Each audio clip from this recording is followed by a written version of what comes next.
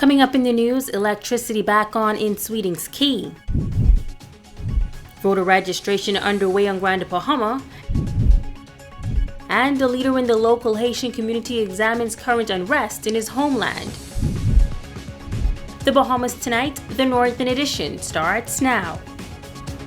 This is the Bahamas Tonight, Northern Edition.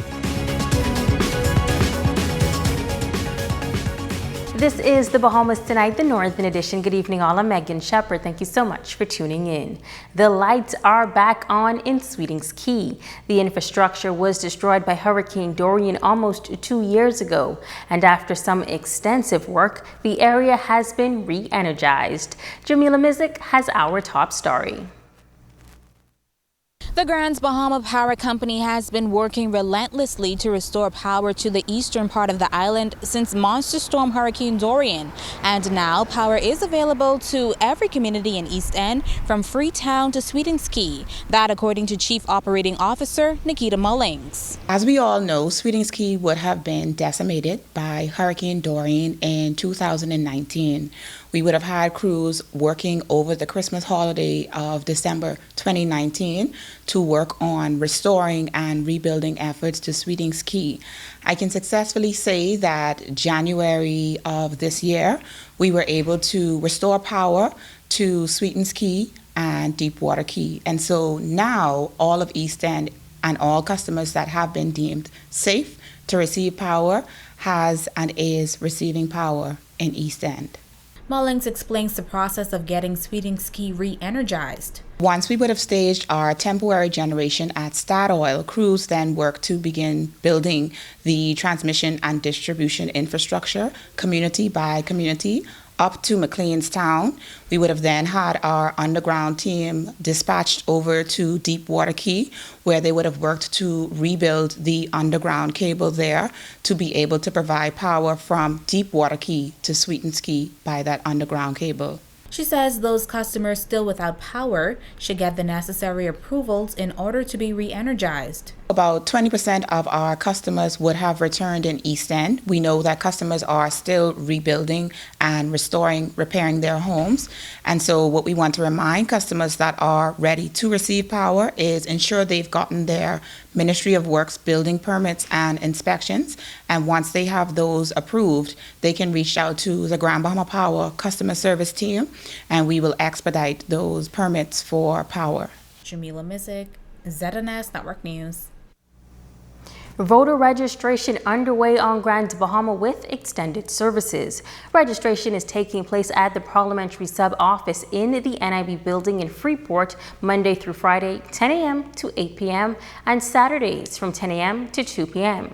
St. Mary Magdalene Church Hall in West End from Monday through Friday from 10 a.m. to 4 p.m. and 5 p.m. to 8 p.m. and on Saturday from 10 a.m. to 2 p.m. At the Masonic Lodge Hall, Monday through Friday from 10 a.m. to 4 p.m. and 5 p.m. to 8 p.m. Then on Saturdays from 10 a.m. to 2 p.m. At the Church of Christ Apostolic Church, Monday through Friday, 10 a.m. to 4 p.m. and 5 p.m. to 8 p.m. and on Saturday, 10 a.m. to 2 p.m. St. Nicholas Anglican Church Hall, Monday through Friday from 10 a.m. to 4 p.m. And at the Administrator's Office, Jonestown 8 Marog, Monday through Friday, 10 a.m. to 4 p.m. At St. Stephen's Anglican Church, Monday to Friday from 5 p.m. to 8 p.m. and on Saturday, 10 a.m. to 2 p.m. Extended registration centers to open March 1st. They will include Church of God Prophecy in Hawksville, Friday, 10 a.m. to 4 p.m. and 5 p.m. to 8 p.m. and on Saturday, 10 a.m. to 2 p.m. New Canaan Baptist Church, Monday through Friday, 10 a.m. to 4 p.m. and 5 p.m. to 8 p.m. and on Saturday, 10 a.m. to 2 p.m. Targeted voters are first-time voters and those who have transferred.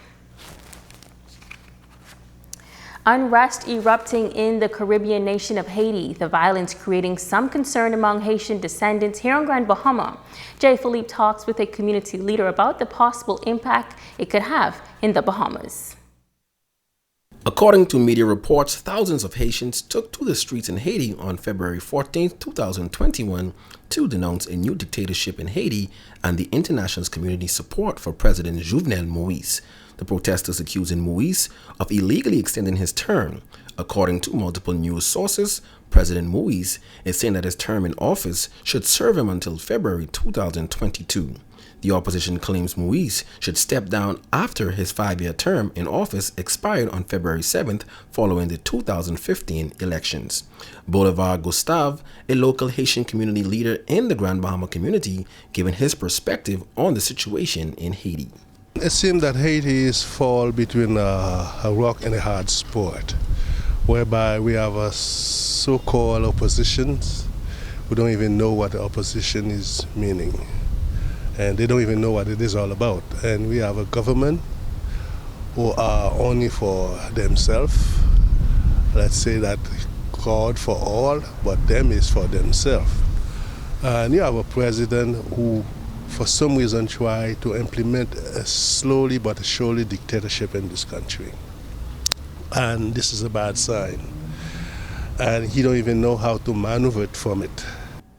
In the Haitian capital Port-au-Prince, clashes broke out between some demonstrators and police, who fired tear gas and rubber-coated bullets. Gustave says Haitian nationals in the Bahamas should be somewhat concerned about the situation in Haiti. Should anything happen that might erupt to a civil war, I know the Bahamas might be affected.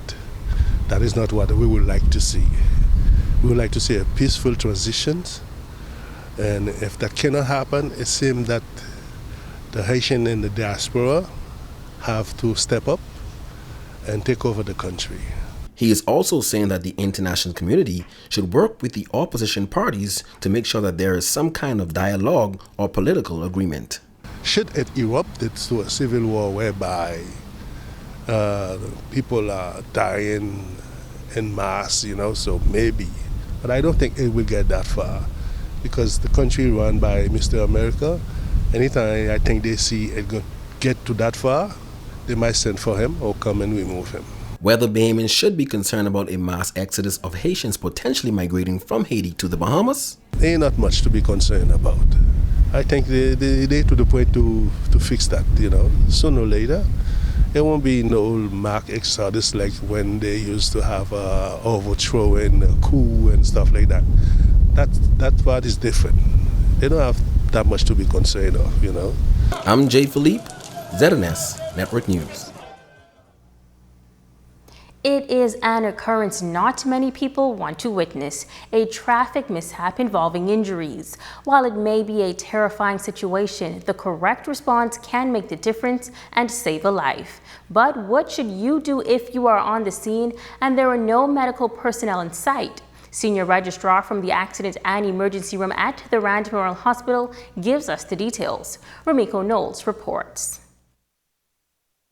Have you ever wondered what you should do or should not do after witnessing a motor vehicle accident or an altercation where someone was seriously injured? It is vitally important information that Senior Registrar from the Accident and Emergency Room at the Rand Memorial Hospital, Dr. Latoya Storr, believes can save someone's life. As a bystander, she says the first thing you should do is ensure that you are safe. Quickly tell them the location, how many vehicles you're seeing, how many possible casualties you're actually seeing, okay? And try to keep the scene as safe as possible, okay? So to ensure the direct, try to make sure that other traffic doesn't come along that area if you're the first one on scene. We live in a world of social media, and recording the scene of an accident or any kind of medical emergency has become the norm. But, Storr says, using your phone to inform law enforcement or EMS personnel as quickly as possible is paramount. Go to an area where there's a fire or there's debris or live wire, anything like that, because it could bring harm to yourself, okay? So first you would need to do is probably park somewhere out of the way to ensure your safety as well as not being in the way of the accident. Then after you do that, you quickly assess the scene, meaning quickly take a look at how many cars, how many people involved, and your very next step then should be calling your emergency medical services or the police as well. And as a bystander eager to help and render aid, Storr says you must know your limitations. She encourages laypersons to take basic first aid and CPR courses in order to have the confidence to perform as a bystander should the need arise. She says before attempting to render aid, you should make assessments. One of the things to be aware of, you may have different types of levels of injuries. You'll have some people that we call the walking wounded. They're loud, they're making noise, they're able to tell you that something's wrong. Most of the time, they're usually okay? And they could wait for a while. So if you're able to, you explain to them what's happening and they could understand, you can help direct them to another area. Now, as for those who are unresponsive, she says those are the ones you should immediately tell EMS personnel about. She says one of the worst things you can do is remove someone from the vehicle. You can quickly see if the person is breathing or not, okay? We tell people don't pull anybody out unless there is increased danger or risk of them, life-threatening risk, meaning there's a fire, there's some type of flooding going on, and you can ensure your safety in pulling them out, okay? Because again, your number one priority is your safety. And as it pertains to stab or gunshot victims, she says the same rule applies. But also, what I would tell you if you're on the scene, our most concern is with bleeding, okay?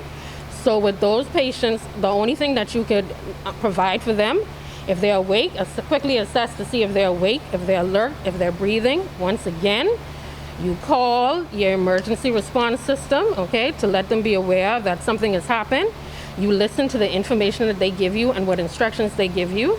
And most of the times when you have something that's bleeding or a limb or area that's bleeding, they may tell you just apply direct pressure until the ambulance appears. Ramiko Knowles, ZNS Network News. In other news, 5 males are in police custody after they were reportedly discovered with a quantity of suspected marijuana and $35,000 in U.S. currency. Shortly before 8 p.m. yesterday, officers of the Southwestern and Mobile Division, acting on information and armed with a search warrant, proceeded to the Nelson Road area where they searched a house and discovered a quantity of suspected marijuana and $35,000 in U.S. currency. The men were handed over to the Drug Enforcement Unit. Now to Abaco, 4 males are in police custody after they were found to be in possession of suspected stolen items. Police say a team of officers went to a residence on Bay Street in Dundas Town. They searched and discovered an assortment of tools, building supplies, generators, and other items, all suspected to be unlawfully obtained. Stay with us, there's more news right after this break.